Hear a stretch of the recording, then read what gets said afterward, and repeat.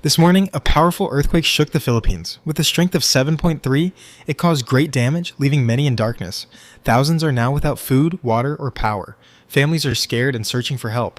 The roads are blocked, making it hard for rescue teams to reach those in need. People are coming together, sharing what little they have, trying to stay strong in this tough time. It is a dark day for the nation, but hope remains. Communities are joining hands to support each other, showing great courage. Let us remember the spirit of togetherness as we stand with those affected and look towards brighter days ahead.